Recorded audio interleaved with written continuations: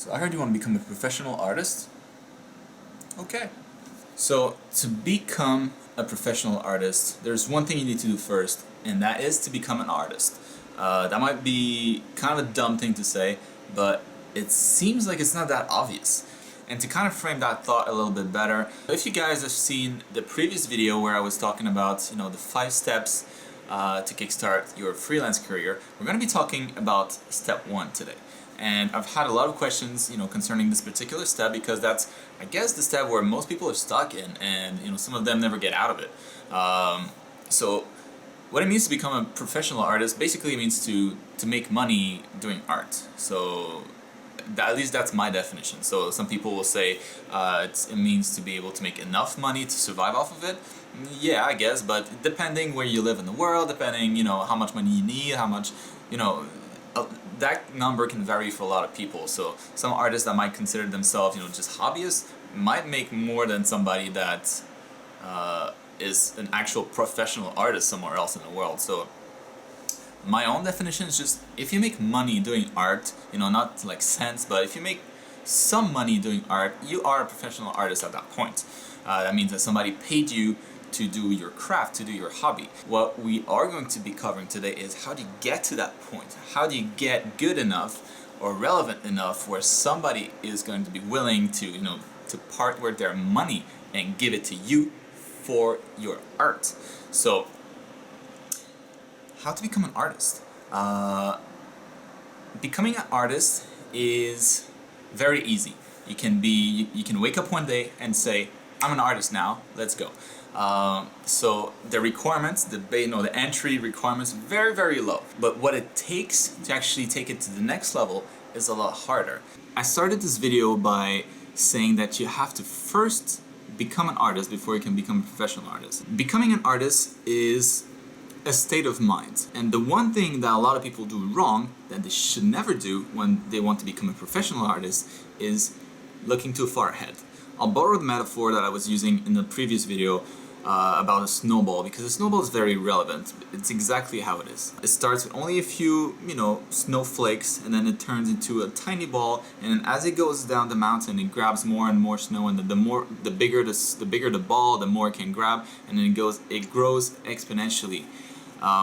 That's really how an artist's career is, unless you get really, really lucky somehow. The beginning, up until where you have enough momentum that things start to happen and interesting start to happen, it takes a very long time. So if you don't like doing art, if you're always trying to find, like shortcuts of how do I get a job, how do I get, how do I get in, how do I become a professional artist, you're never going to succeed, because that's not the way to do it. Like the first part, the beginning of that snowball is so long and so tedious that unless you really, really love what you do, there's no way you'll ever get through it. And that's the problem that a lot of people have. So they start and they think they have this fantasy, okay, they want to become a professional artist, work in video games, work in films, or whatever.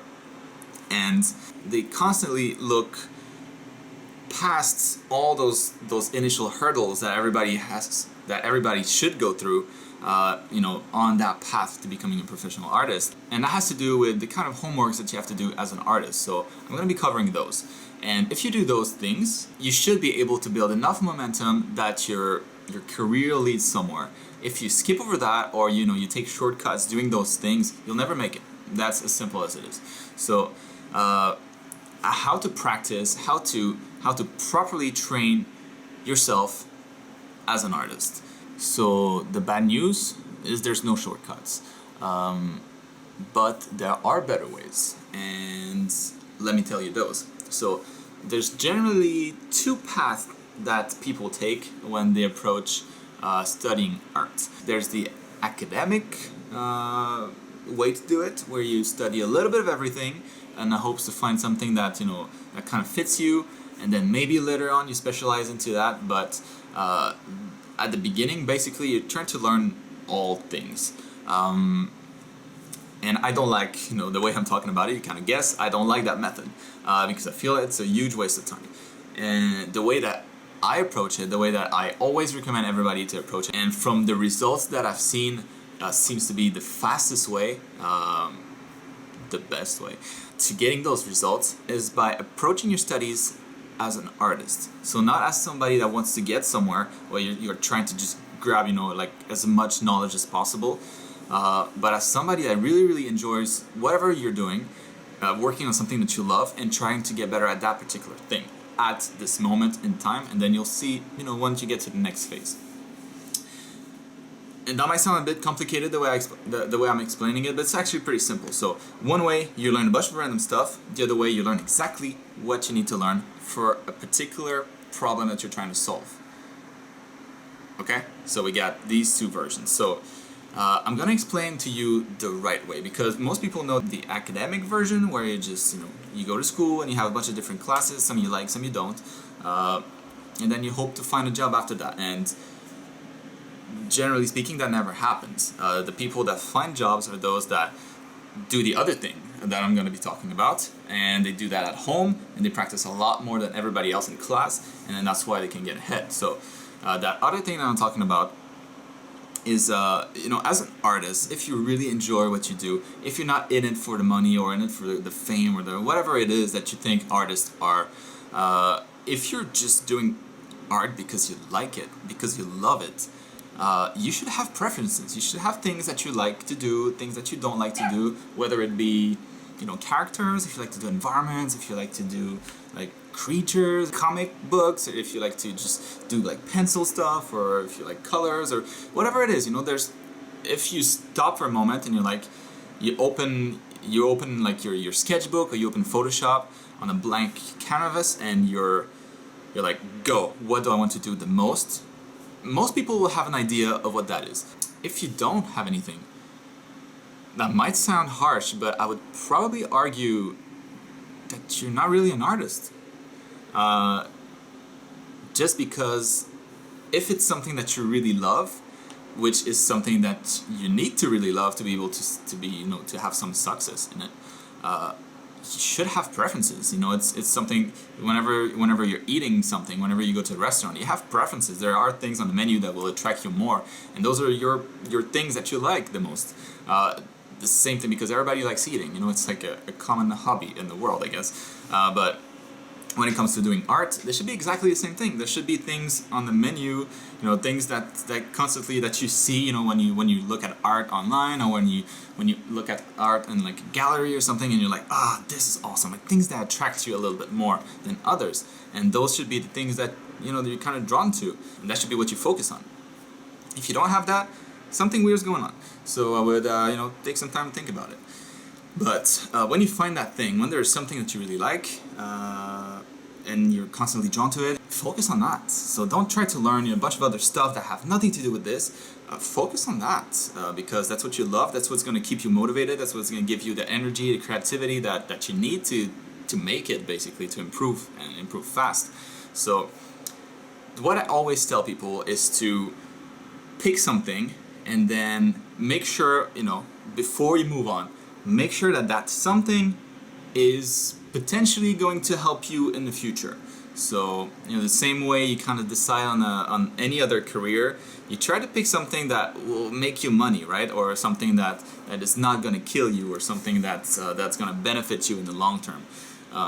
The same goes with art. So for instance, if you really like to paint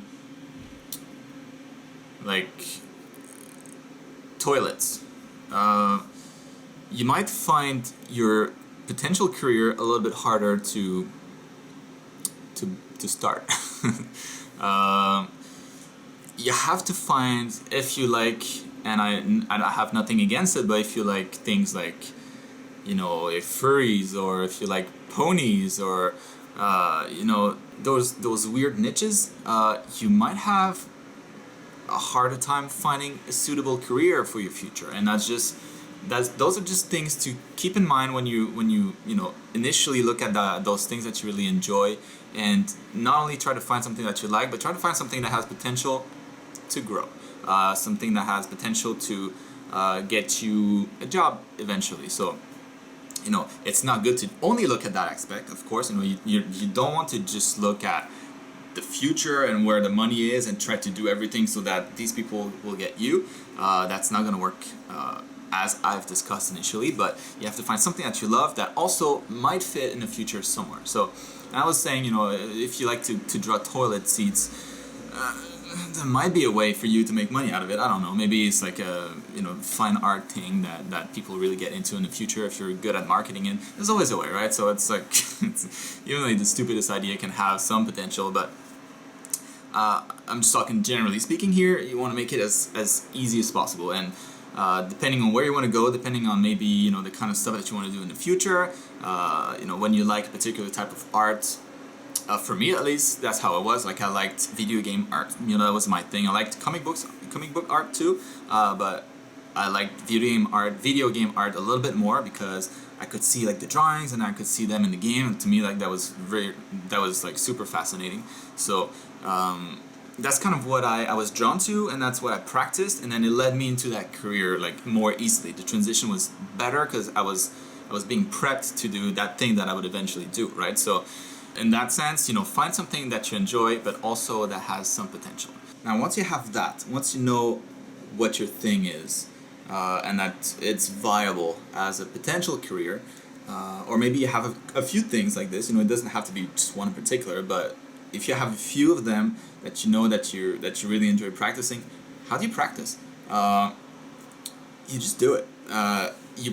It's not that easy, of course, but you start doing the things that you like, and then as you're trying to draw things, you'll be like, oh man, I don't know how to do this, or I don't know how to do that, I don't know how to draw a hand in this position, I don't know what the shoulder looks like this, or I don't know, if I don't know how the perspective works from that angle. There are an infinite of things that you don't know when you're approaching a drawing, and the best way that I found to progress as fast as possible is by trying to solve those problems, those immediate problems that you have, that you're encountering while you're doing the things that you love. Because you have more passion for it, your brain is being challenged because you don't know, kind of like a language. You're put into a situation where you have a need, you don't know something, you need to know something to be able to move forward, and then when you find that answer, it stores it in your memory in a different way than what you learn in school, when you learn a bunch of different random stuff that you don't necessarily need at that particular moment. So by just doing that over and over and over again, doing the things that you like, and basically tackling those small problems when they arise, and they will arise, they still do for me, it never stops, but by approaching art this way and solving the immediate problems that you always encounter, doing the things that you love, that is the best way to improve in a significant way. It sounds kind of simple, but that particular tip is likely the main reason you're going to make it or not. And when I was talking at the beginning about people that go to school for art, and you can go to school, and do the same thing, of course, but if you do the academic way, where you're trying to learn a bunch of different things, like you try to learn the fundamentals, like I'll learn a little bit of perspective, a little bit of anatomy, a little bit of color, and like try to learn everything at once when you don't have the immediate need for it. The people that go to school and have this kind of teachings, they also do, the ones that succeed, they also do the method that I was talking to you about at home. So that pretty much covers it for this video. If you want to go into details, it's a little bit tricky to talk about that, like what particularly to study, because there's nothing in particular, and a lot of people want to know that, but there's no such thing, right, if you're using that method. So it makes it a little bit tricky, and I'll give you an example, I guess, and then we'll wrap it up. But an example, if you're studying, if you really like characters, that's something that it's the first thing that come to mind when you want to draw, and you're always like sketching characters in your notebooks when the teacher's talking. If you want to study, if the things that you can do for characters, for example, if you're drawing a character and you have like this pose in your head, and you're about to draw it, and you're like, oh shit, I don't know how to do that. Well, go take some photos of yourself, take some photos of your friends, take some photos in that same pose, study that pose, draw it, and then move on. And then once you've drawn the pose, like a naked character that's in the pose that you initially imagined, then move on to something else. If it was, if you wanted to make like a warrior or something like that, or like something sci-fi, start to draw the armor.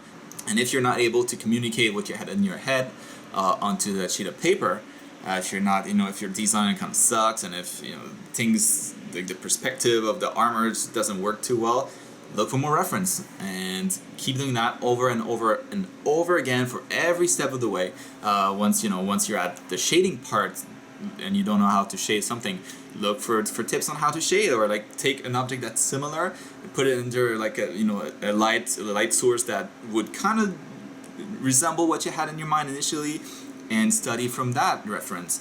And it's all about references. So whatever you're doing at the moment, when you don't know something, when you're stuck and there's something that you have to solve, a problem that you have to solve for that particular thing, and the more you do that throughout one painting, because you will do that often, the next painting will be a lot better. And then if you keep doing that every single painting, the last painting that you did is always crappier than the new one, because you take everything that you learned and then you apply it towards the next one, and then the next one, and then the next one, and that's how you get really, really good. And then the more you do that, and you have to do it a lot, you have to love it. If you don't love it, you're not going to be able to put in the hours. If you love it a lot, if you keep doing that process over and over again, if you're working on art that is relevant for your potential future, at some point after some years, people will start to notice you. If you spread your art as much as you can, you find all those forums, all those portfolio websites, you keep uploading on all of them, every single painting that you do, you be engaged in the community, you talk to a lot of people, you give feedback, you join forums and you interact with the people, you do contests, you do meetups, maybe you do collaborations. The more of that you do after a couple years is going to start to pay off. And that tiny ball of snow that was just at the tip of the mountain, had nothing, soon you'll see it'll grow, and at some point after you do that for a while, that ball of snow is going to be so big that things just stick to it. It's in motion, nothing can stop it, and that is when you transition to money. And at that point, you shouldn't have to do anything. Money will come to you. If it doesn't, you can chase it, but you're probably not there yet. So I hope this was helpful. Next video, I promise, I'll do some art. But I just wanted to address that particular topic because it's something that keeps coming back, and I think that can help a lot of people. So let me know if it does help you. Let me know if you have other questions, other ideas for other videos. I'm always super open.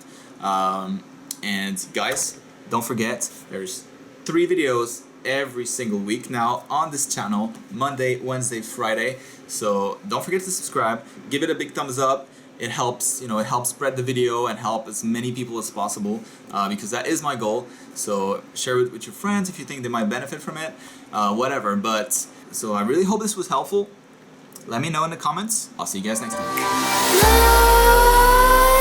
Let's creep while you and me repeat. This bittersweet heat is suffocating.